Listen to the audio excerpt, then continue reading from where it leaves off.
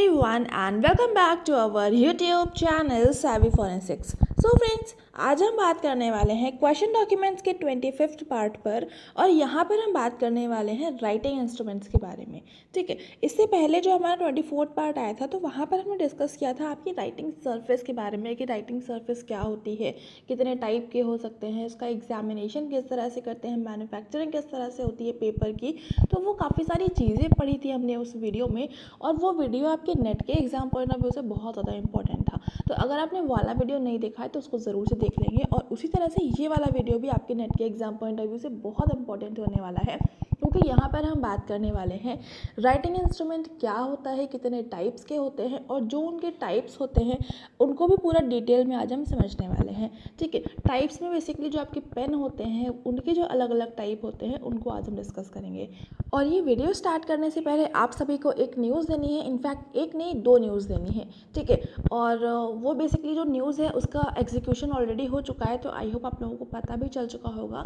तो जो पहली न्यूज़ है वो ये है कि जो हमारा यूजीसी नेट का पेपर था 2020 वाला, उसका जो आपके स्टार्टिंग के 50 क्वेश्चंस थे वो मैंने हमारी वेबसाइट पर अपलोड कर दिए हैं। तो आप वहाँ से जाकर सारे क्वेश्चंस को अटेम्प्ट कर सकते हैं, अच्छे से पूरा अपने अकॉर्डिंग अपने नोट्स बना सकते हैं, सारे क्वेश्चंस को देखते हुए पूरा एनालिसिस वगैरह कर सकते हैं और साथ में अपने आप की जो प्रिपरेशन है उसको भी चेक कर सकते हैं। ठीक है, तो हमारी जो वेबसाइट है savvyforensics.blogspot.com, वहाँ पर आप जाएंगे तो वहाँ पर आपको वो पूरा क्वेश्चन पेपर मिल जाएगा। आप वहाँ से अपनी प्रैक्टिस वगैरह वहाँ से कर सकते हैं। उस पूरे क्वेश्चन पेपर को जून 2020 वाला जो पेपर था वो आप वहाँ से देख सकते हैं।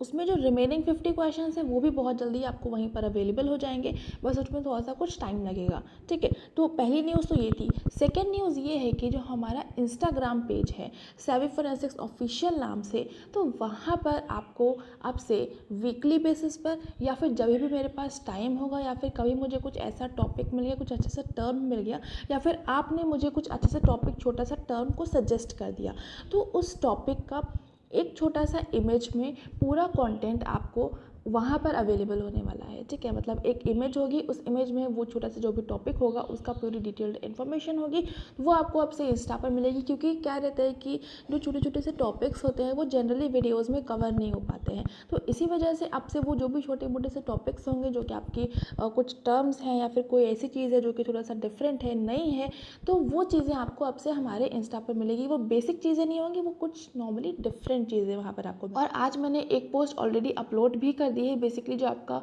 जून 2020 का क्वेश्चन था उसमें था लॉ ऑफ प्रोबेबिलिटी किसने दिया है, तो वो जो साइंटिस्ट थे वो वाली पोस्ट मैंने आज वहाँ पर अपलोड भी कर दी है। ठीक है, तो इस तरह से वहाँ पर आपको अब से कुछ टाइम पर वीकली बेसिस पर ऑल्टरनेट इंटरवल्स पर वहाँ पर आपको पोस्ट मिलती रहेंगी, जो के लिए आपकी नेट के एग्जाम में आपको बहुत ज़्यादा हेल्प देने वाली हैं। तो इस वजह से इंस्टाग्राम पेज को ज़रूर से फॉलो कर लीजिएगा, वहाँ से आपको बहुत ज़्यादा बेनिफिट मिलने वाला है।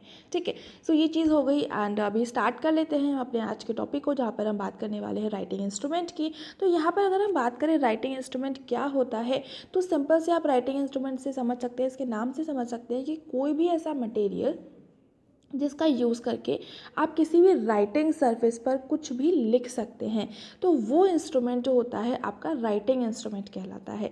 ठीक है, any material which is used to write on any writing surface is known as writing instrument. ठीक है, तो यहाँ पर राइटिंग इंस्ट्रूमेंट की कंडीशन में सिर्फ आपका पेन या पेंसिल ही नहीं इंक्लूड होता है, यहाँ पर बहुत सारी चीज़ें होती हैं, जैसे कि आपका पेन है, pencil, paint brush, lipstick, kohl, wood, chalk या फिर कोई भी ऐसा पॉइंटेड मटेरियल जिसकी हेल्प से हम किसी भी सरफेस पर लिख सकते हैं। जैसे कि इस टाइम पर मैं जिस पेन से लिख रही हूँ वो आपका डिजिटल पेन है। इसके अलावा यहाँ पर जैसे कि जब कोई ग्लास सरफेस पर लिखता है तो जनरली लिपस्टिक वगैरह का यूज़ करे जाते हैं। तो इस तरह से कोई भी ऐसा मटेरियल जिसकी हेल्प से आप किसी भी सरफेस पर लिखने के लिए एबल हो जाते हो, तो वो चीज़ आपकी राइटिंग इंस्ट्रूमेंट कहलाती है। ठीक है, अब इसी चीज़ को ध्यान में रखते हुए यहाँ पर आपके सामने कुछ और एग्जाम्पल्स हैं। तो यहाँ पर आपका आ जाता है टाइप राइटर या फिर प्रिंटिंग मशीन्स, और नेक्स्ट है आपका चेक राइटिंग मशीन। ये भी भी एक तरह से एक आपका पेपर सरफेस होता है उस पर कुछ लिखने के लिए एबल होती हैं। ये जो मशीन्स होती हैं आपका एक पेपर सरफेस पर टाइप करने के लिए यूज़ करी जाती हैं, उन पर चीज़ों को प्रिंट करने के लिए यूज़ करा जाता है। तो बेसिकली ये भी एक तरह से लिखने का ही काम करती हैं।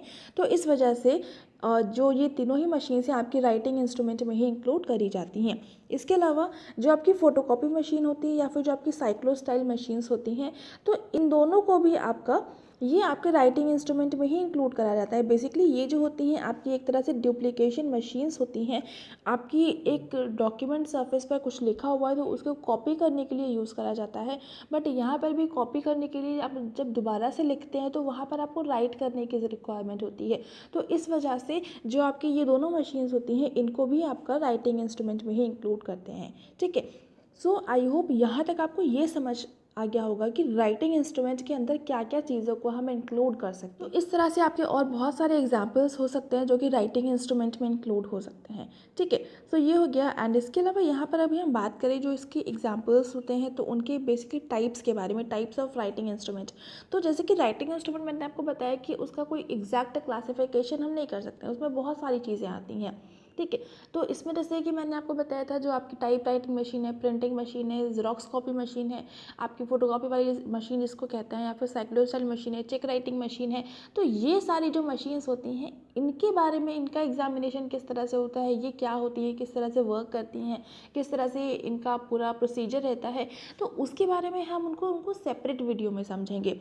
उसके अलावा जो बाकी सारे आपके थे जैसे कोल था, चॉक है, लिपस्टिक है, तो ये सारी चीज़ों का एग्जामिनेशन आपका बेसिक होता है। बेसिक का मतलब क्या है कि आपका वही कलर का मैचिंग, उसके अलावा कॉम्पोजिशन का मैचिंग, तो ये सारे आपके सिंपल से एग्जामिनेशन होते हैं। तो इस वजह से उसकी भी डिटेल में हम यहाँ पर नहीं जाने वाले हैं। तो बचा अब यहाँ पर आपका पेन एंड पेंसिल। तो बेसिकली इसको हम कह सकते हैं टाइप ऑफ राइटिंग इंस्ट्रूमेंट ना कहिए, इसको हम कह सकते हैं टाइप्स ऑफ पेन या फिर टाइप्स ऑफ पेंसिल।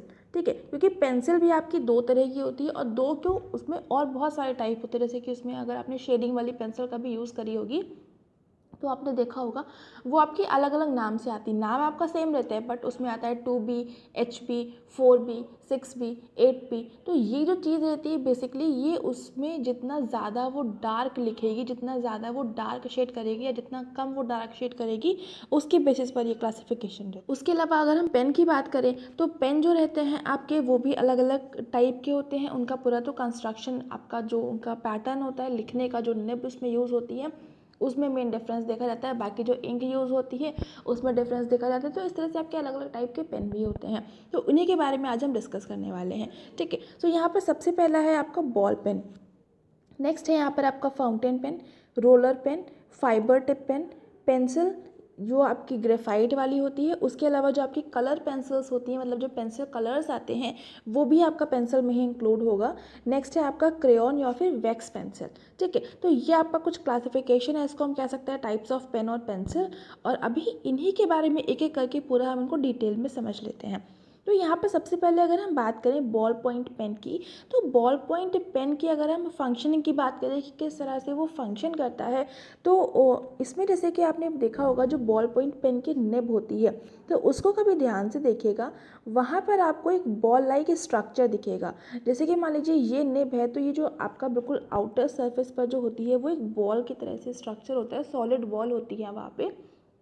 तो जब भी आप किसी राइटिंग सरफेस पर कुछ लिखते हैं इस तरह के पेन का यूज़ करते हुए, तो जब आप लिखेंगे तो जो बॉल रहती है वो सरफेस के कांटेक्ट में आती है, और वो बॉल आपकी जो रिफिल में जो इंक होती है उसके भी कांटेक्ट में रहती है। ठीक है, तो जैसे ही आप लिखना स्टार्ट करते हैं तो बॉल में रोटेशन स्टार्ट होता है, और क्योंकि जब बॉल में रोटेशन स्टार्ट होगा और वो पीछे साइड से इंक से कॉन्टैक्ट में है, आगे साइड से और सरफेस के कॉन्टैक्ट में है, यहाँ से आपका इंक है, यहाँ से आपका पेज है, तो इस वजह से क्या होगा, जब ये रोटेट करेगी, जब आप हाथ अपना मूवमेंट करोगे, पेन को मूवमेंट करोगे, तो जो बॉल होती है वो उसमें मोशन होता है।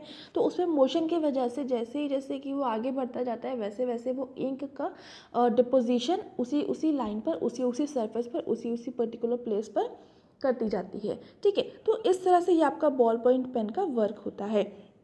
यहाँ पर अगर हम बात करें कि जो आपके बॉल पॉइंट पेन थे तो इसका स्टार्टिंग कब से हुई है, तो ये 1935 से इनका यूज़ होने लगा था। बट जब आपके रेनॉल्ड्स के पेन आए थे, रेनॉल्ड्स के पेन आपके 1945 के अप्रॉक्स आए थे, तो उसके बाद से बॉल पॉइंट पेन का जो यूज़ था वो अचानक से बहुत ज़्यादा होने लगा था। इसके अलावा जो आपकी बॉल पॉइंट पेन होते हैं, तो क्योंकि उसमें बॉल आपके निब पे रहती है, बॉल में मोशन होता है, बॉल की हेल्प से ही आप लिख पाते हैं, तो इसी वजह से इसमें जो जब आप लिखते हैं तो जो आपकी ग्रूव्स बनते हैं, तो इसमें एक तरह से एक तो ग्रूव्स देखने को मिलते हैं जो कि राउंड और सिंगल लाइन के फॉर्मेट में होते हैं।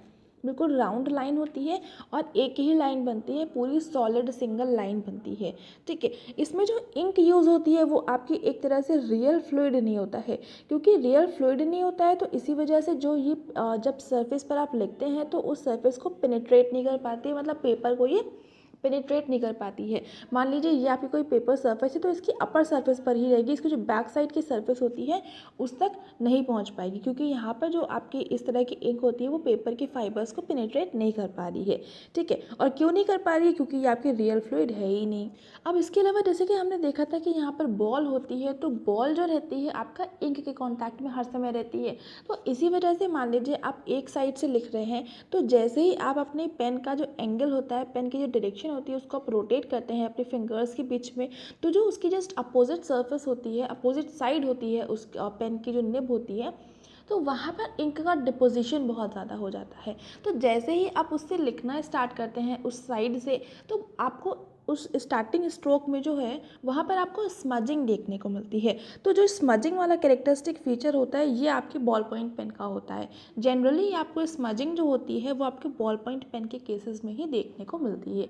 और यहाँ पर जो स्मजिंग देखने को मिलती है जनरली जो आपके स्टार्टिंग स्ट्रोक होते हैं, जो आपका लिखना स्टार्ट करते हैं उसको स्टार्टिंग स्ट्रोक बोलते हैं, तो वहीं पर आपको देखने को मिलती है। ठीक है, तो ये चीज़ आपकी लिखी हुई है, आप इसको आराम से पढ़ सकते हैं। बेसिकली ड्रॉपलेट के फॉर्म में इंक का डिपोजिशन हो जाता है, तो वही आपका जब अपनी एंगल को चेंज करेंगे अपने पेन के, तो उस कंडीशन में आपका स्मजिंग हो जाती है।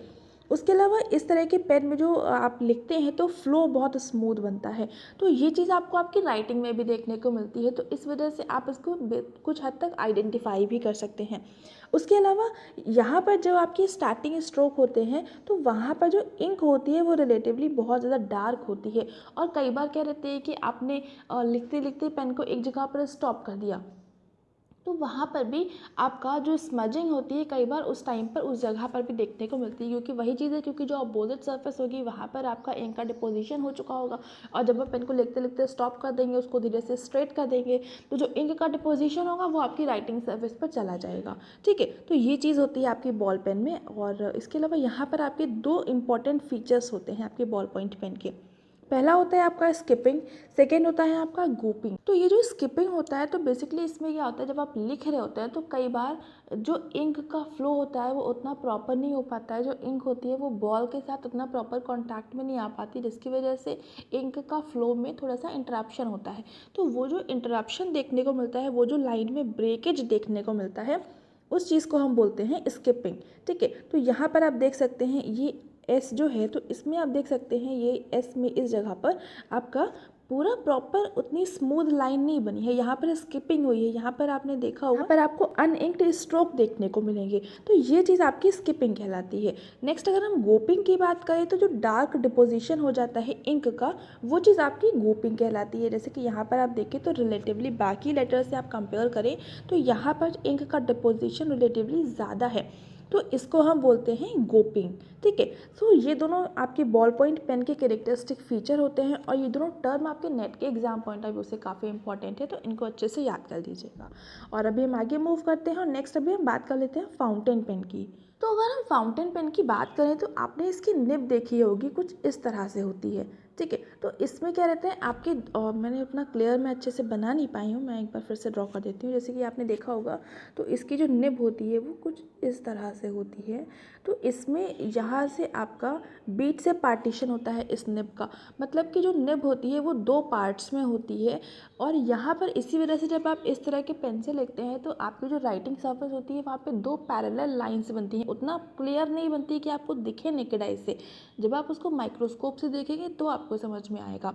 बट अगर यहीं पर कोई ऐसा इंडिविजुअल है जो बहुत ज़्यादा प्रेशर लगाकर लिखने की उसकी आदत है, तो लिखते लिखते उसका जो पेन होता है उसकी जो निब है उसकी जो दोनों पार्ट्स होते हैं ये एक दूसरे से अलग होने लगते हैं, सेपरेट होने लगते हैं। तो इसकी वजह से आपकी जो पैरेलल लाइंस बन रही होती हैं वो बिल्कुल क्लियरली आपको नेकेड आई से दिखने लगती हैं। तो ये सारी चीज़ें जो होती हैं एक तरह से धीरे धीरे करके आपकी इंडिविजुअल कैरेक्टरिस्टिक बन जाती हैं आपके राइटिंग इंस्ट्रूमेंट की। ठीक है, तो आपकी इस तरह से निब होती है। उसके अलावा इसमें जो इंक यूज़ करी जाती है बेसिकली वो आपकी लिक्विड इंक होती है। जैसे कि आपने देखा होगा स्टार्टिंग में आपका जो पेन इस तरह के फाउंटेन पेन उतना ज़्यादा तो यूज़ नहीं करे जाते हैं, पहले बीच में आपके बहुत ज़्यादा यूज़ हो रहे थे। तो उसमें जो इंक रहती है वो आपकी बिल्कुल लिक्विड इंक होती है। वो जो आपने नॉर्मली जो फेदर और इंक नॉर्मली रहती है ना, इस तरह की बॉटल कुछ होती है, उसके अंदर ऐसे फेदर कुछ पड़ा रहता है, तो पहले टाइम पर इस तरह की इंक से लिखते थे। तो इसमें जो आपने फेदर को डाल के इसमें इंक भरी होती थी उसमें डिप कर करके लिखते थे। तो यहाँ पर क्या हुआ, ये जो इंक थी इसको एक तरह के राइटिंग इंस्ट्रूमेंट में, मतलब कि जो आपका इस तरह का सिलेंड्रिकल सा जो पेन है तो इसकी रिफिल बनाकर इसके अंदर डाल दिया। ठीक है, अब यहाँ पर जो पहले फेदर यूज़ होता था ये भी एक तरह का राइटिंग इंस्ट्रूमेंट में ही इंक्लूड करते थे। ठीक है, अब यहाँ पर क्या हुआ, क्योंकि उतना बढ़िया लिखते नहीं बन पाता था तो इस वजह से ये जो बॉटल की इंक थी इस बॉटल की इंक को एक रिफिल के अंदर ट्रांसफ़र कर दिया गया और इस तरह से आपका ये फाउंटेन पेन बन गया। ठीक है, तो ये चीज़ हुई। तो यहाँ पर जो आपका इस तरह की जो फाउंटेन पेन है तो इसमें इंक आपकी लिक्विड इंक है। तो इसी वजह से ये वाली जो आपकी लिक्विड इंक होती है तो ये पेपर को पेनिट्रेट कर जाती है और ये आपकी जितने भी पेपर के फाइबर्स हैं उन सभी को लिक्विड, मतलब उन सभी को वेट करके जो आपके पेपर की बैक साइड होती है वहाँ तक भी आपका पहुँच जाती है। ठीक है, बाकी इसमें वही चीज़ लिखी है। टू इसमें फ्लेक्सिबल निप्स होती हैं जो कि प्रोडक्शन ऑफ लाइंस में जो कि पैरेलल लाइंस बनती हैं उनको बनाने में हेल्प करती हैं। और यहाँ पर जो विड्थ होती है वो डिपेंड करती है कि कितना फ्लेक्सिबल है आपका पॉइंट और जो प्रेशर आप अप्लाई कर रहे हैं उस आपके पेन पर उस पर। सो ये जो आपके फाउंटेन पेन होते हैं इसमें जो इंक का फ्लो होता है इसमें आपको यूनिफॉर्मिटी देखने को मिलती है। तो ये भी आपका इसका एक कैरेक्टरिस्टिक फीचर हो जाता है। ठीक है, सो यहाँ पर जितने भी इंपॉर्टेंट पॉइंट्स हैं आपके फाउंटेन पेन के वो मैंने यहाँ पर बता दिए हैं और अभी हम आगे मूव करते हैं और नेक्स्ट हम बात कर लेते हैं रोलर पेन की। रोलर पेन क्या होता है? रोलर पेन आपका बिल्कुल सिमिलर जो आपके बॉल पॉइंट पेन थे ना, बिल्कुल वही चीज़ होती है, बस यहाँ पर थोड़ा सा मॉडिफिकेशन कर दिया गया है बॉल पेन में। तो एक तरह से रोलर पेन आपका मॉडिफाइड फॉर्म है बॉल पॉइंट पेन का। यहाँ पर जो आपकी इंक यूज़ करी जाती है वो यहाँ पर फ्लूइड इंक यूज़ करी जाती है जिसकी वजह से इसको हम रोलर पेन नाम दे देते हैं। बाकी जो आपके थोड़े से कॉस्टली वाले पेन आते हैं, कुछ ब्रांडेड पेन्स आते हैं जो आपके बहुत महंगे मिलते हैं, तो वो वाले पेन्स आपके रोलर पेन में इंक्लूड करे जाते हैं। ठीक है, और बाकी इसका कंस्ट्रक्शन वगैरह जो होता है दिखने में बाकी सारी चीज़ें आपकी बॉल पॉइंट पेन की जैसे ही होती है, बस यहाँ पर जो आपकी पेन की क्वालिटी होती है वो थोड़ी सी इम्प्रूव हो जाती है। मतलब कि यहाँ पर जो आपकी निब वगैरह है, जो इंक है, तो उसमें थोड़ा सा क्वालिटी में इन्हांसमेंट करा जाता है, तो इस वजह से इसको हम रोलर पेन बोल देते हैं। ठीक है, इसमें जो इंक यूज़ करी जाती है वो वाटर बेस्ड इंक होती है। जनरल विस्कोसिटी जो कि हम फाउंटेन पेन में जितनी विस्कोसिटी की इंक हम यूज़ कर रहे थे सेम विस्कोसिटी की इंक आपकी रोलर पेन में भी यूज़ करी जाती है जो कि वाटर बेस्ड इंक होती है।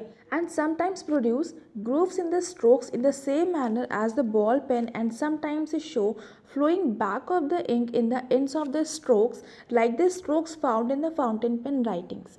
So इसमें जो आपके रोलर पेन होते हैं क्योंकि इसमें वाटर बेस्ड इंक होती है तो इसमें जो आपका इंक रहती है जो आप जब इस तरह के पेन से लिखते हैं, जैसे कि मान लीजिए आपने कहीं कुछ लिखा तो लिखते लिखते आप जैसे कहीं पर कुछ छोड़ते हैं, यहाँ पर आपने छोड़ा मान लीजिए, तो यहाँ पर जो इंक होती है उसमें आपको बैक फ्लो देखने को मिलता है इस पर्टिकुलर लाइन पे ही जो आपने लिखा था। तो ये आपका एक तरह से कैरेक्टरिस्टिक फीचर हो जाता है रोलर पेन का।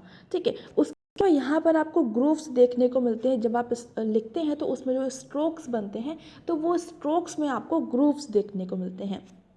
तो ये भी आपका रोलर पेन का कैरेक्टरिस्टिक फीचर कह सकते हैं। उसके अलावा यहाँ पर जो इंक होती है वो जनरली ब्रॉड होती है in with a tapered beginning and ending stroke. इस तरह के पेन में जो स्टार्टिंग होती है वो थोड़ा सा टेपर्ड होती है और जो एंडिंग होती है वो आपकी रिलेटिवली ब्रॉड हो जाती है।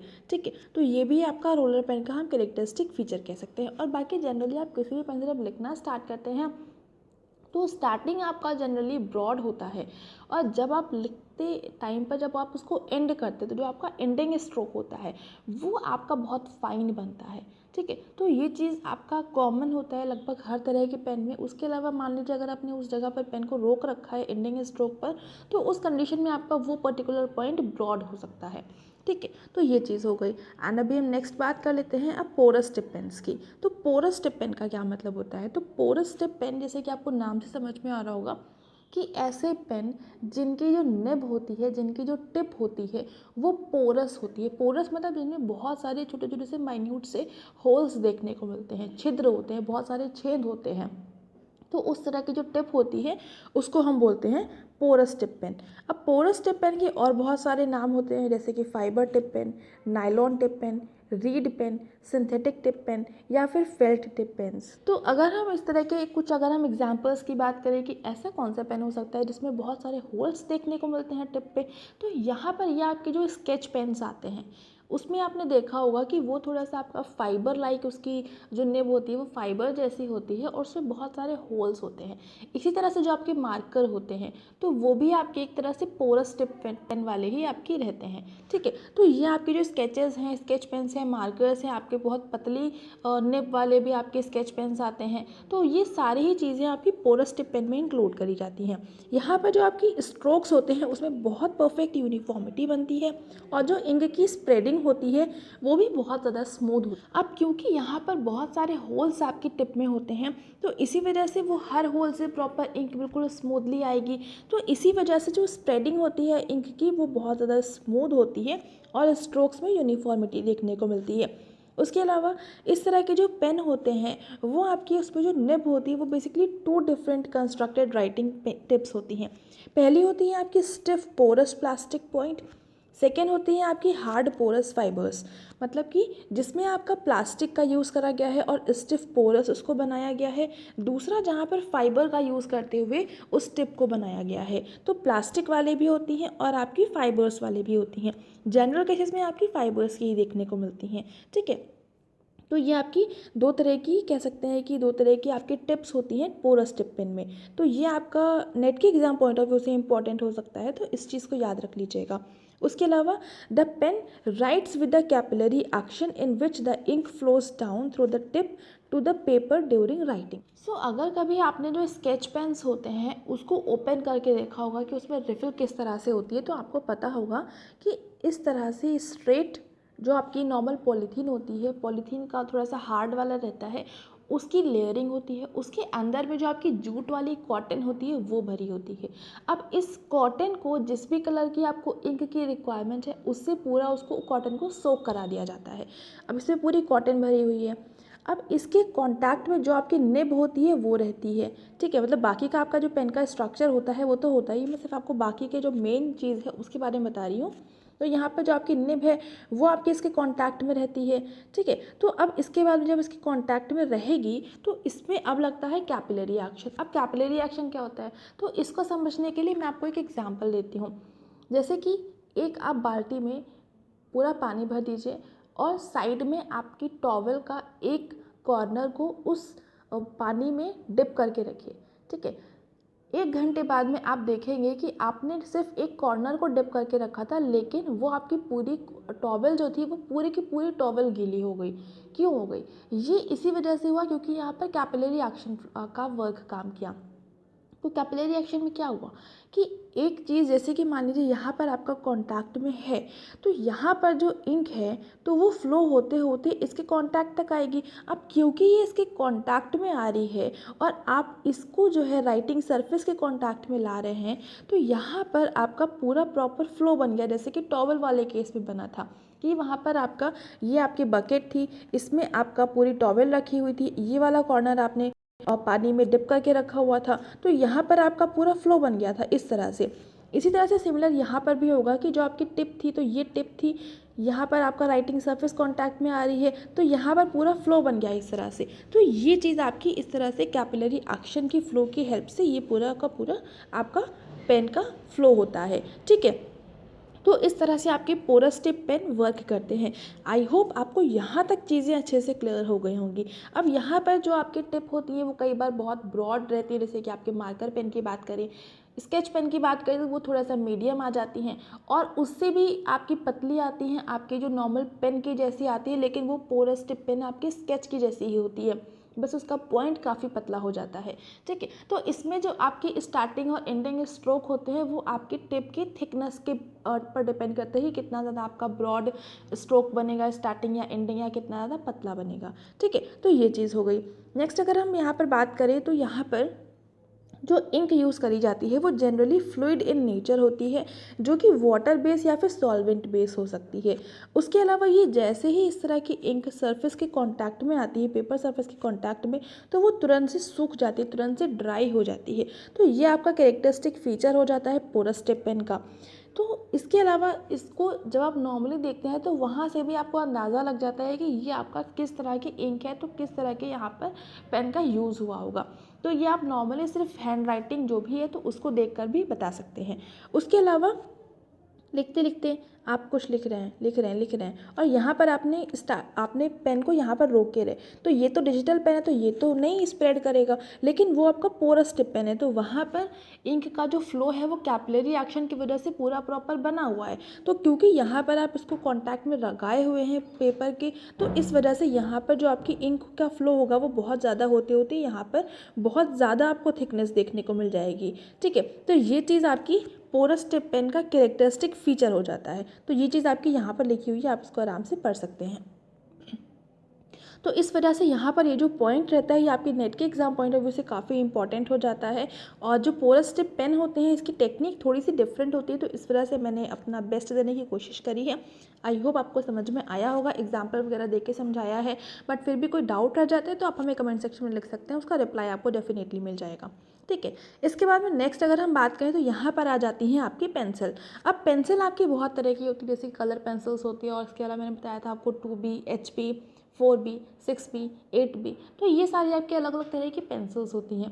अब इसमें फ़र्क क्या होता है, जैसे कि जो आपकी 8B वाली पेंसिल आती है शेडिंग के पर्पज़ से, उसमें जो डार्कनेस होती है ग्रेफाइट की वो बहुत ज़्यादा होती है। तो जैसे कि आपने नॉर्मली पेंसिल देखी होगी कि इस तरह का आपका कुछ स्ट्रक्चर होता है सर्कुलर, सेंटर में आपकी ग्रेफाइट की स्टिक पड़ी होती है, उसकी हेल्प से आप लिख सकते हैं यहाँ पर। ठीक है, तो कुछ इस तरह की पेंसिल बनती है आपकी। ठीक है, तो इस तरह से आप लिखते हैं। अब यहाँ पर क्योंकि जो आपकी पेंसिल होती है उसको आपको बार बार शार्प करना पड़ता है, जो आपका पेंसिल्स का कुछ भी लिखा हुआ होता है तो वो आप उसको आराम से इरेज भी कर सकते हैं, क्योंकि यहाँ पर सिर्फ ग्रेफाइट का डिपोजिशन होता है। ठीक है, तो ये चीज़ें कुछ होती हैं जिसकी वजह से आपका जो फोर्जर होता है उसको एक तरह से हेल्प मिल जाती है। अगर कोई कंटेंट आपका पेंसिल से लिखा हुआ है तो आप उसको इजीली रिमूव करके आप वहाँ पर कुछ और लिख सकते हैं। तो एक तो ये चीज़ हो जाती है आपका, कह सकते हैं एक तरह से ड्रॉबैक हो जाता है, या फिर फोर्जर की कंडीशन की तरफ से देखें तो आपका उसका बेनिफिट हो जाता है। सो यहाँ पर अब अगर हम बात करें कि यहाँ पर अलग अलग आपके टाइप्स की आती है, जैसे कि 4B, 6B, HP, तो यहाँ पर क्या रहता है आपका जो ग्रेफाइट होता है और उसमें कई बार स्मूथ क्ले, तो इन दोनों के मिक्सचर से उस पूरी लीड को बनाया जाता है। तो इस चीज़ पर डिपेंड करती है। अब यहाँ पर जो 8B, 4B, तो यहाँ पर जैसे कि हम 2B से स्टार्ट करें तो 2B में उतना थोड़ा सा ज़्यादा डार्कनेस नहीं होती है, फिर धीरे धीरे हम जाते हैं 4B, 6B, HB, तो डार्कनेस धीरे धीरे से उसमें इंक्रीज़ करती है। ठीक है, तो ये चीज़ रहती है। तो इसमें डिपेंड करता है कि ग्रेफाइट में कितना क्ले मिलाया गया था या क्या चीज़ें थी, उसका कॉम्पोजिशन क्या था उस पर। उसके अलावा यहाँ पर कई बार क्या रहते हैं सॉफ्ट और हार्ड पेंसिल्स आती हैं जो कि relatively higher graphite and clay content होता है जिसमें। उसके अलावा इसमें जो लाइन प्रोड्यूस होती है पेंसिल से वो ब्राइट होती है और यूनिफॉर्म होती है, और जब आप इसको माइक्रोस्कोप से देखेंगे तो वहाँ पर आपको डिपोजिशन देखने को मिलेगा, डार्क डिपोजिशन ग्रेफाइट का देखने को मिलेगा। ठीक है,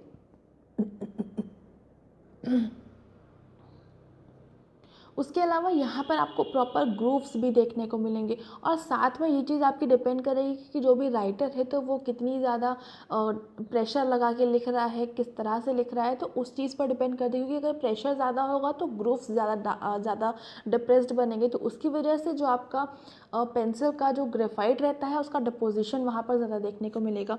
तो ये कुछ चीज़ें होती हैं। ठीक है, तो ये सारी चीज़ें मैंने आपको बता दी हैं, और ये भी पॉइंट हो गया। ठीक है, तो यहाँ पर जो आपका डिग्री ऑफ हार्डनेस है, राइटिंग प्रेशर है, और जो आपका नेचर होता है राइटिंग सरफेस का, पेंसिल स्ट्रोक्स का, वो डिपेंड करता है कि किस तरह से कोई लिखता है। बाकी nature and intensity of the pencil and the writer both. ठीक है, तो ये आपके कुछ पॉइंट्स है। बाकी जो कलर पेंसिल्स होती हैं उनको आप नॉर्मली देख के बता सकते हैं, आपको पता चल जाता है। उसके अलावा प्रॉपर आपको एग्जामिनेशन वगैरह करना है तो उसके लिए आपको कुछ आपके टेस्ट होते हैं, एग्जामिनेशन होते हैं इंक के, तो वो वाले आपको करने होते हैं। जैसे ग्रेफाइट वगैरह का आपको केमिकल कंपोजिशन टेस्ट करना पड़ेगा, तो ये सारी चीज़ें करनी होती हैं। टीएलसी वगैरह यहाँ पर एप्लीकेबल होती है। तो टीएलसी किस तरह से होती है, तो वो आई थिंक मैंने वीडियो बना रखा है, तो आप इंस्ट्रूमेंट वाली प्लेलिस्ट में जाएंगे तो वहाँ पर आपको मिल जाएगा। और अभी हम आगे मूव करते हैं और यहाँ पर हम बात कर लेते हैं क्रेयॉन की। तो क्रेयॉन, जैसे कि आप सभी को पता है कि जो आपके क्रेयॉन वैक्स होते हैं वो आपकी बेसिकली वैक्स होती है एक तरह से, जो कि लिपिड जैसा रहता है एक तरह से, उसका स्ट्रक्चर बोल सकते हैं। तो यहाँ पर किसी भी तरह से आपका जो पेपर को पेनिट्रेट करने की पावर होती है तो वैसा कुछ भी नहीं देखने को मिलता है। इसके अलावा यहाँ पर आपको देखने से पता चल जाता है कि ये क्रेयॉन का लिखा हुआ है। बाकी यहाँ पर आपको जो क्रेयॉन का कुछ भी लिखा हुआ होगा तो वहाँ पर आपको जो उसके स्ट्रोक्स की ब्रॉडनेस होगी वो थोड़ी सी आपको ज़्यादा देखने को मिलेगी। तो ये आपके कुछ क्रेयॉन्स के करेक्टरिस्टिक फीचर होते हैं। और यहाँ पर जो लाइन जनरेट होती है वो इजीली डिस्टिंग्विश हो जाती है from the normal graphite pencil on the basis of colour. And बाकी अगर आप माइक्रोस्कोप से इसको देखेंगे तो वहाँ पर आपको स्मीयर देखने को मिलेगा, स्मीयर दैन डिस्क्रीट पार्टिकल्स। ठीक है, तो ये चीज़ आपको माइक्रोस्कोप में देखने को मिलेगी। तो बेसिकली क्रेयॉन्स और पेंसिल्स के एग्जामिनेशन में उतना डिफिकल्ट टास्क नहीं होता है, बस पेंसिल में थोड़ा सा रहता है क्योंकि उसमें अलग अलग शेड्स की अलग अलग तरह की पेंसिल्स आती हैं। तो वो चीज़ आपकी डिपेंड करती है, उसका प्रॉपर एग्जामिनेशन करना होता है। तो उसके लिए आपका सिंपल सा वही है कि आपको टीएलसी वगैरह या फिर केमिकल कंपोजिशन का कंपैरिजन करना होता है क्वेश्चन और स्टैंडर्ड का, तो उससे आपको आइडिया लग जाता है। ठीक है, तो ये चीज़ें कुछ हो गई आपकी, और जो आपके टाइप्स ऑफ पेन या पेंसिल होती हैं। तो आई होप यहाँ तक आपको चीज़ें क्लियर हो गई होंगी। एंड मैंने समझाने की पूरी कोशिश करी है। बाकी जो इंक होती है, इंक क्या होती है, उसके टाइप्स, उसका एग्जामिनेशन, तो वो आपको आने वाले नेक्स्ट वीडियो में 2-3 दिन में वो वाले वीडियोज़ भी आपको अवेलेबल हो जाएंगे। ठीक है, तो ये वाला टॉपिक यहाँ पर कंप्लीट होता है। जितने भी इंपॉर्टेंट टॉपिक्स, जितना भी आपका इंपॉर्टेंट टर्म्स वगैरह थे वो मैंने यहाँ तक आपको बता दिया है। आई होप आपको समझ में आया होगा। बट कोई भी डाउट है कमेंट सेक्शन में लिख सकते हैं, उसका रिप्लाई आपको डेफिनेटली मिल जाएगा। और जो मैंने आपको नेट का पेपर बताया हुआ है वो अवेलेबल है, तो उसकी वेबसाइट यहाँ पर लिखी हुई है, इस वेबसाइट पर जाइएगा, वहाँ पर आपको पूरा पेपर मिल जाएगा 50 क्वेश्चन से। वहाँ से आप अपनी प्रिपरेशन को चेक कर सकते हैं और बाकी पूरे पेपर को एनालाइज भी कर सकते हैं। और बाकी जो मैंने आपको इंस्टाग्राम बताया है तो वो आप नॉर्मली सभी फोरेंसिक्स ऑफिशियल नाम से सर्च करेंगे तो आपको वहाँ पर मिल जाएगा। वहाँ पर आपको टाइमली कुछ ना कुछ अच्छे अच्छे टर्म्स के बारे में वहाँ पर आपको इन्फॉर्मेशन मिलती रहेगी। बाकी इस वीडियो के डिस्क्रिप्शन में भी आपको लिंक मिल जाएगा, तो वहाँ से भी आप इंस्टा को ज्वाइन कर सकते हैं। ठीक है, और यहाँ पर टेलीग्राम चैनल है, इस टेलीग्राम चैनल को ज्वाइन कर लीजिएगा, तो यहाँ पर तो आपको सारी इन्फॉर्मेशन मिलती ही जाती है। ठीक है, एंड ये वीडियो पसंद आ रहा है तो इसको लाइक ज़रूर से कर देंगे, अपने फ्रेंड्स के साथ में शेयर कर दीजिएगा ताकि उन तक भी क्वालिटी कॉन्टेंट पहुँच जाए। चैनल पर नए हैं तो चैनल को सब्सक्राइब ज़रूर से कर लेंगे, बेल आइकन प्रेस कर लेंगे for daily updates. And thank you so much for watching me here.